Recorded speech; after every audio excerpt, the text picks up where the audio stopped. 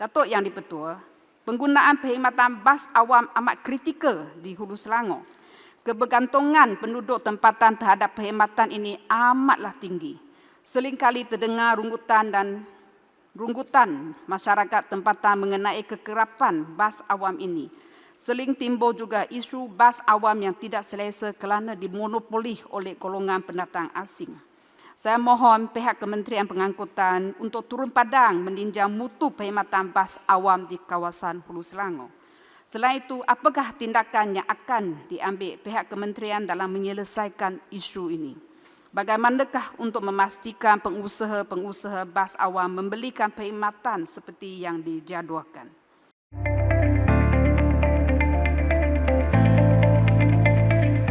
Hulu Selangor tadi ada bangkit tentang pengangkutan awam. Ya.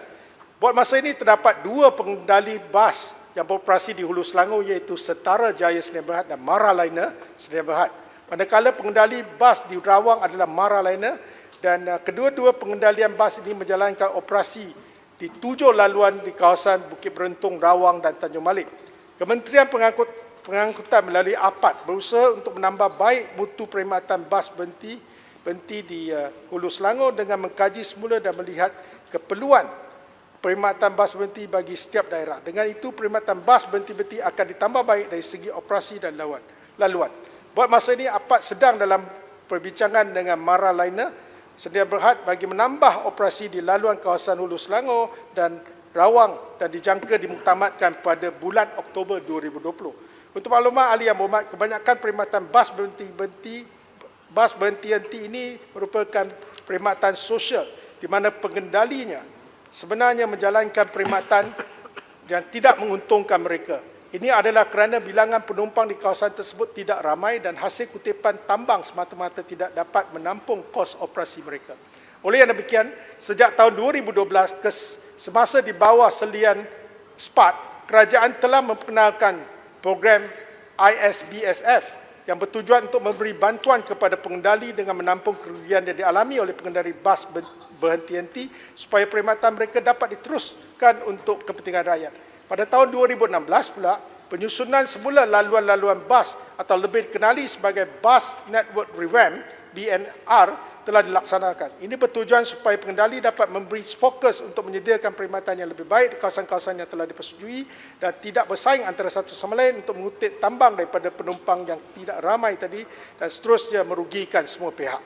Jadi mulai tahun 2019, pemantauan perkhidmatan bas berhenti-henti ini telah terletak di bawah selian APAD dan sebagai usaha penambahbaikan, APAD akan mewajibkan pengendalinya untuk memasang mesin tiket elektronik berserta sistem GPS yang diintegrasikan dengan sistem pemantauan APAD sebagai syarat lesen.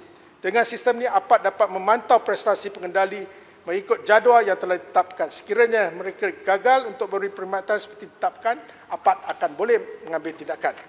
Yang Berhormat Menteri, terima kasih Hulu Selangor, terima kasih maklumat yang dibagikan. Cuma saya nak berkongsi dengan Yang Berhormat Menteri.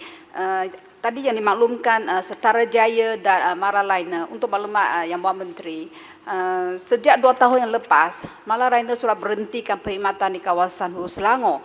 Yang setakat adalah Setara Jaya. Untuk maklumat Yang Berhormat Menteri, schedule yang ditetapkan ataupun jadual yang ditetapkan oleh Setara Jaya itu tak memenuhi dan dia selalu tak ikut jadual dan kebergantungan penduduk di kawasan khususnya di Bukit Berentung, Bukit Sentosa untuk pergi ke Kuala Lumpur bekerja terlalu bergantung kepada bas ini.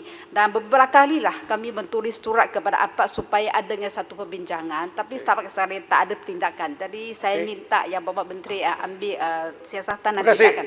Yang Berhormat, 2 perkara. Pertama, saya sebutkan Maraliner ni kita akan mutamatkan Oktober 2020. Perbincangan sedang dijalankan. Yang kedua, saya faham ada 14 laluan diberikan pada Setara Jaya. Tetapi apa yang syarikat ni operasi cuma 3 laluan yang menguntungkan saja. Jadi kita sudah bagi amaran dan kita juga akan mengambil tindakan sekiranya mereka tidak lagi mengikut apa yang mereka cadangkan kepada kita. Jadi sebab tu saya kata daripada 14 laluan cuma jalan 3 kerana itu menguntungkan, yang lain tidak menguntungkan. Jadi kita sedang dalam tindakan APAD dan kita boleh memanggil Yang Berhormat dari masa ke masa untuk beri penerangan dan juga beri cadangan. Terima kasih. Baik, terima kasih.